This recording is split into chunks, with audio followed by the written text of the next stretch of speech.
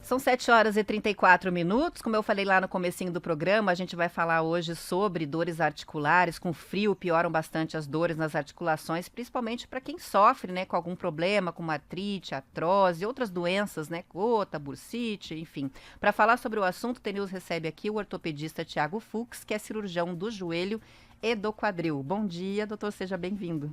Bom dia a todos que estão ouvindo. Acho que é um tema que cabe muito bem nessa época do ano aí para nós aqui no Paraná.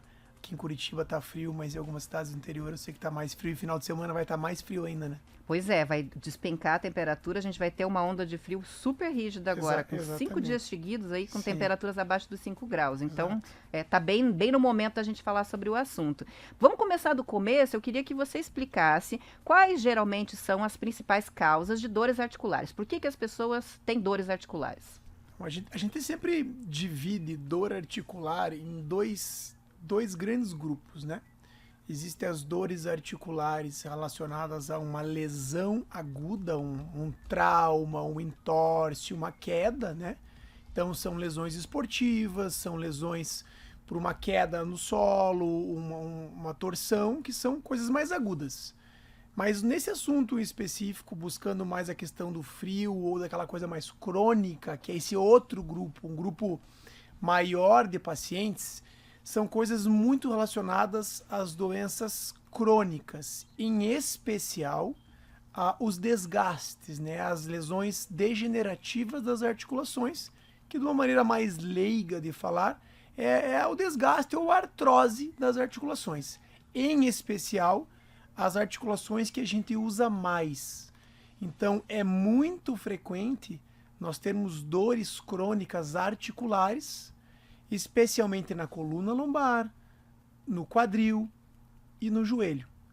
E muitos pacientes também têm muitas dores crônicas articulares nos dedos, porque os dedos são articulações que a gente usa muito e são articulações muito sensíveis ao frio, até porque os dedos são articulações muito superficiais, né? Então é pele e articulação. Falta uma camadinha de gordura, exatamente. de músculo. Então a gente percebe que a articulação degenerativa ela tem uma relação com o uso e também tem uma relação com vamos dizer assim, a dor tem a ver com a fase do ano.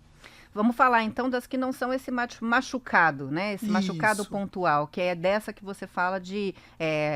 como você falou o termo? Desgaste. Desgaste. Por que desgasta? É má postura, é exercício repetitivo, é praticar algum esporte de uma forma que a postura não está correta? Porque você falou das principais, mas também, principalmente para quem joga tênis, tem a do cotovelo, às vezes ombros, né? Isso. Então, o que leva a pessoa a ter um desgaste nas articulações? Vamos lá. Toda articulação, ela é como se fosse a conexão entre dois ossos. Então ela promove mobilidade entre os ossos. E a articulação, ela tem algumas partes, alguns componentes, e especialmente a articulação ela é revestida de cartilagem.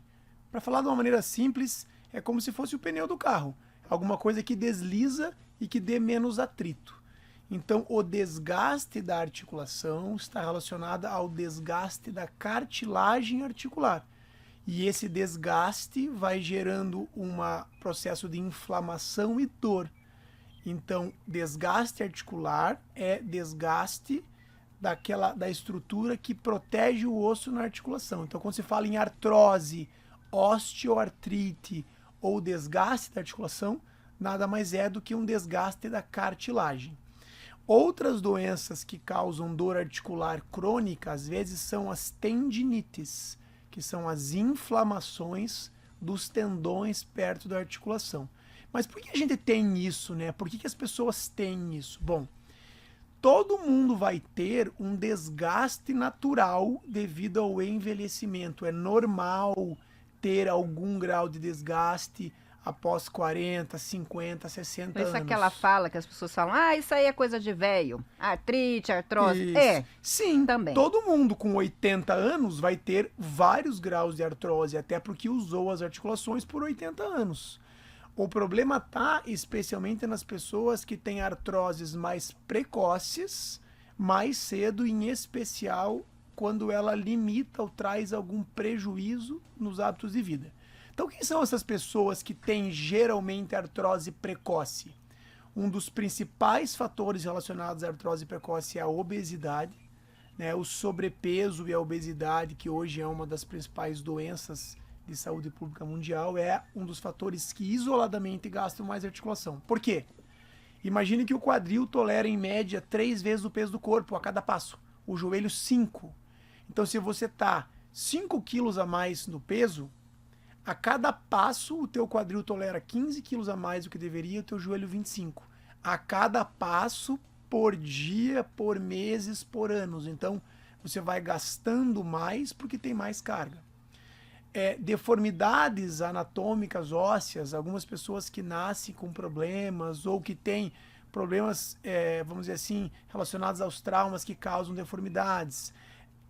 Pessoas que usam muito, claro que se você usar muito mais uma articulação do que de quem usa menos, vai gastar mais, o uso maior. Então a gente vê que às vezes trabalhadores que têm muita demanda física, atletas de alto rendimento, eles vão gastar mais a articulação. E aí tem um outro perfil de pacientes que não tem nada a ver com isso, que são pacientes que têm problemas inflamatórios metabólicos, os pacientes que têm doenças clínicas, especialmente as doenças reumatológicas, como artrite reumatoide, doenças como lúpus, doenças como espondilite anquilosante, que são doenças onde o próprio corpo inflama o próprio corpo, e algumas delas são artrites, então ela inflama a articulação e causa desgaste. Qual que é a diferença entre artrite e artrose? Então, artrite, ite em medicina é inflamação. Então, artrite é inflamação de uma articulação. Artrose é desgaste da articulação. Porém, hoje já se sabe que a artrose, o desgaste, é uma doença tanto mecânica quanto inflamatória. Então, provavelmente, o termo osteoartrite talvez seja um pouco mais completo. Mas artrite é inflamação. Nem toda artrite é uma artrose, mas toda artrose tem um grau de artrite. Entendido. Eu acho que essa é a dúvida de muita gente, né? Exatamente, faz porque confusão, né? Às vezes você fala assim, mas a minha tia tem artrite reumatoide. O que é artrite reumatoide? Artrite reumatoide é uma doença reumatológica, onde o corpo desenvolve uma inflamação nas articulações. Então, ela vai causar artrose. Mas, às vezes, nas fases iniciais, você tem só a inflamação, não desgaste. Ah, minha tia tem artrose. A tua tia, então, tem artrose, já é um desgaste. O desgaste tem a parte mecânica, mas, com certeza, tem uma artrite naquela articulação da artrose. Então, tem uma confusão de nomenclatura. O mais comum é o desgaste. A artrite é muito menos frequente do que a artrose isolada. Bom, dependendo do nível de tolerância que a pessoa tem à dor e até o hábito mesmo de acompanhamento médico, demora muito para procurar, às vezes, tratamento. Tá saindo de repente do carro, sente uma fisgada, ou toda vez que eu levanto, pega aqui, pega ali. Quando que é a hora de procurar um médico em função de uma dor articular, onde quer que ela esteja? Perfeito. Bom, nós temos que entender que com o passar dos anos, dependendo da atividade, do nível de tolerância, da capacidade física, dos hábitos de vida, nós vamos ter algumas limitações. Isso é lógico que um paciente de 60 anos tem uma limitação diferente de um paciente de 18, né? O grande fato é sentir dor, sentir desconforto articular ou limitação por aquela articulação não é normal. Limitação às vezes é uma fragilidade, Uma falta fragilidade. uma força. O que é limitação? Limitação, às vezes, é falta de movimento, então restrição de mobilidade da articulação, falta de segurança, falta de estabilidade, ou às vezes, vamos dizer assim, uma fraqueza, aquela articulação parece que ela não te sustenta, né? Então não é normal sentir dor, não é normal lembrar de uma articulação. Se nós ficarmos lembrando de todas as articulações do corpo, temos um problema. Então, quando você começa a perceber que aquela articulação existe, eu lembro do meu quadril toda vez que eu deito. Eu lembro do meu joelho quando eu caminho. Não é normal lembrar do joelho. Não é normal. Então, isso já é um sinal. Está incomodando, então, sinal de a alerta. melhor maneira de pensar, se você está lembrando daquela articulação frequentemente, você precisa procurar um especialista. Por quê? Porque você precisa entender por que você está lembrando dela. Pode ser que seja realmente uma coisa natural do envelhecimento ou um processo simples de resolver. Na maioria das vezes, os sintomas leves são doenças bem mais iniciais. são processos que você consegue controlar ou estabilizar com medidas mais simples. Às vezes uma reeducação postural, uma atividade física mais orientada, um trabalho muscular, ou às vezes uma próprio processo inflamatório mais agudo. Agora, se você percebe e tem, olha, estou com bastante dificuldade de calçar o sapato, de cruzar a perna, ou toda vez, por exemplo, que eu sento e levanto, meu quadril dói, isso já é um sinal provavelmente de uma artrose, de um desgaste mais avançado. O joelho, por exemplo, que incha, o joelho que você vai caminhar e aí ele incha. Aí você começa a perceber que você já deixou de fazer aquela atividade. Olha, eu estava acostumado a ir no mercado a pé. E agora eu não vou mais, porque se eu fizer isso, meu joelho dói, meu joelho incha. A solução não é ir para o mercado de táxi. A solução é procurar entender o que está acontecendo nesse joelho para tentar melhorar. Por quê? Porque algo não está normal. Ou seja, então, caminhar até o consultório. Exatamente. Então, supermercado. Não é normal sentir dor, não é normal ter restrição de mobilidade, não é normal lembrar da articulação. Se isso acontece, procure uma avaliação. Por quê? Sempre que você fizer um diagnóstico antes, ou entender isso antes, você consegue controlar melhor isso aí, de forma muito mais simples, muitas vezes prevenir ou retardar a evolução do desgaste, que é isso que a gente busca muitas vezes. O desgaste é mais ou menos inevitável, mas se nós conseguimos viver bem com isso ou retardar ao máximo, essa é uma grande ideia, uma grande proposta de tratamento. A gente está recebendo muitas perguntas de ouvintes, eu vou selecionar algumas e já peço antecipadamente desculpa aos ouvintes que não vão ser atendidos, porque é impossível responder tudo, mas vou colocar aqui, primeiro da Lud Vaiporã, que está dizendo o seguinte: estou com lesão do tenista no ombro esquerdo, sem nunca ter jogado tênis. O que fazer? Bom, a gente muitas vezes tem um diagnóstico, né? A tendinite do manguito rotador, que é muito comum no atleta de tênis. Na medicina, algumas coisas tem uma nomenclatura que se criou quando se descobriu. Existe o ombro do tenista, existe o cotovelo do tenista, existe o joelho do saltador, o joelho do golfista, tem vários nomes. Não é porque você tem a síndrome do manguito rotador ou a inflamação do tendão que foi colocada como cotovelo ou ombro do tenista que você jogou tênis. Então, isso são nomenclaturas da medicina. É só um apelido. É só um apelido que se deu a um problema. As lesões tendinosas, as inflamações dos tendões do ombro, são uma das mais frequentes causas de dor no ombro em todas as pessoas.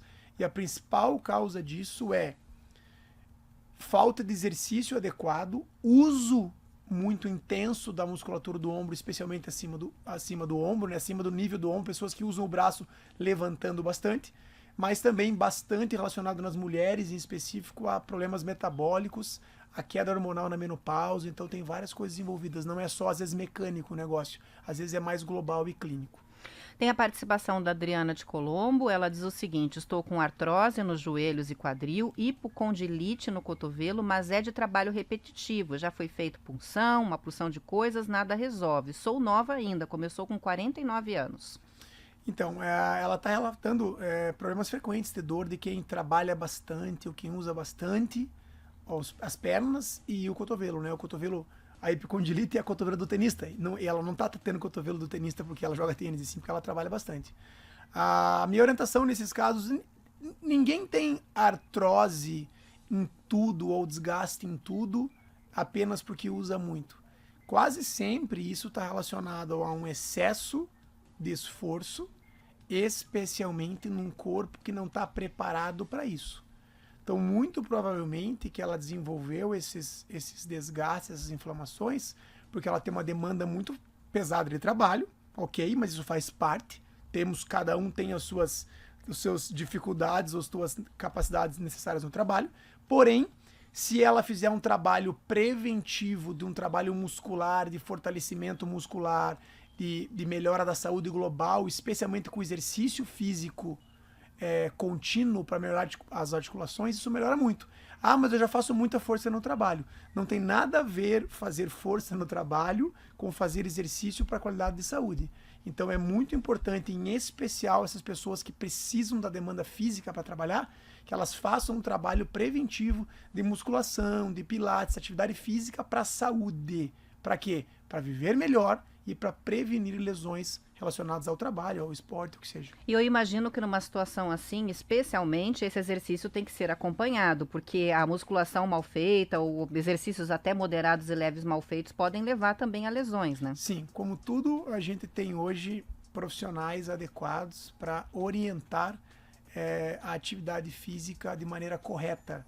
A gente tem sempre que respeitar as limitações físicas de cada pessoa, as demandas físicas ou as lesões, né? Então, é claramente que um paciente que tem problemas, por exemplo, no joelho, no quadril, tem alguns cuidados bem específicos na musculação que devem ser avaliados para se fazer o fortalecimento sem piorar aquela lesão. A dor lombar, que é uma dor muito frequente em muita gente, é muito relacionada à fraqueza muscular. Então, é muito importante fazer um trabalho contínuo de fortalecimento do abdômen, da lombar, para quê? Para que diminua a sobrecarga articular da coluna lombar. Por quê? Ter menos dor. A maioria das dores lombares são dores mecânicas, dores por sobrecarga na articulação e na musculatura, especialmente em pessoas que não fazem atividade física preventiva. Isso é muito importante. A gente vai falar um pouquinho mais sobre dor lombar, porque tem perguntas chegando aqui sobre o assunto, mas antes vamos fazer um intervalo rapidinho, são 7h50, a gente volta em poucos minutos.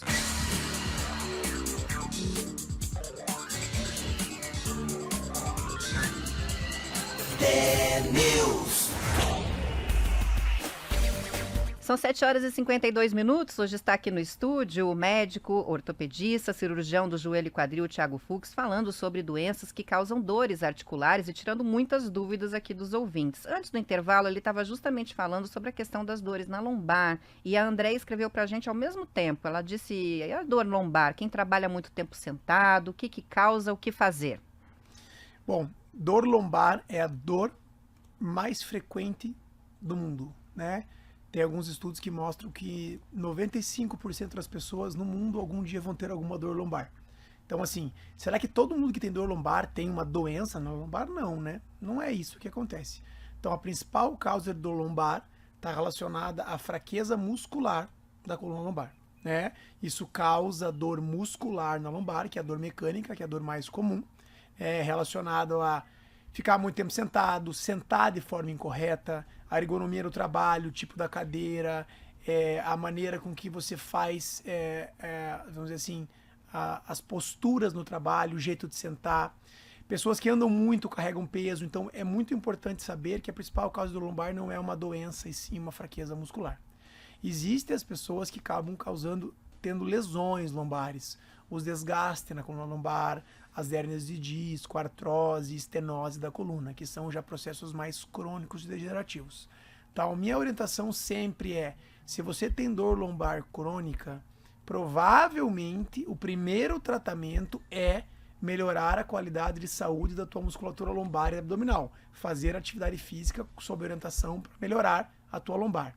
Se essa dor persistir, ou se essa dor evoluir para uma dor irradiada, a famosa dor ciática, que vem do glúteo e vai para a perna, se você começa a sentir formigamento ou falta de fraqueza nas pernas, aí você tem que ir no médico, entendeu? Então, mas sempre posturas ao sentar e levantar, maneira de carregar peso e fazer atividade física de forma contínua e de fortalecimento é a melhor maneira de se lidar com a dor lombar.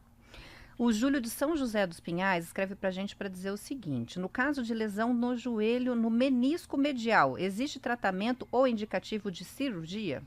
Bom, vamos lá. A lesão do menisco medial é a lesão mais comum que existe no joelho degenerativo. O menisco medial ele é um amortecedor que nós temos no joelho. Então, existe medial e lateral, porque tem um na parte de dentro e na parte de fora.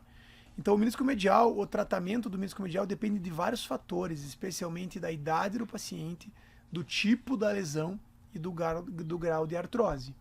Então, a gente observa que muitas vezes o menisco do jovem é aquele menisco que o paciente está jogando futebol, torce o joelho e rompe o menisco. Esse paciente quase sempre é um menisco que precisa de uma cirurgia, seja ela para reparar, suturar o menisco pensando em preservar a articulação, ou às vezes tirar um fragmentinho de menisco solto que está travando. Já o menisco daquela faixa etária intermediária, entre 40 e 50 anos, ele é um menisco quase sempre que degenerativo, um menisco, um amortecedor que foi usado durante um tempo, que está começando a machucar. Atualmente, nesses casos, a maioria desses pacientes não são cirúrgicos. são pacientes que nós manejamos com trabalho muscular, manejamos com algumas técnicas não cirúrgicas, como a infiltração do ácido hialurônico, por exemplo, que é uma maneira de você estabilizar a articulação, melhorar os sintomas e melhorar a musculatura. E já as lesões do menisco medial nos pacientes mais velhos, por exemplo, com 60, 70 anos, não são literalmente lesões de menisco, são sim artroses. Lesão de menisco é uma parte da artrose do joelho.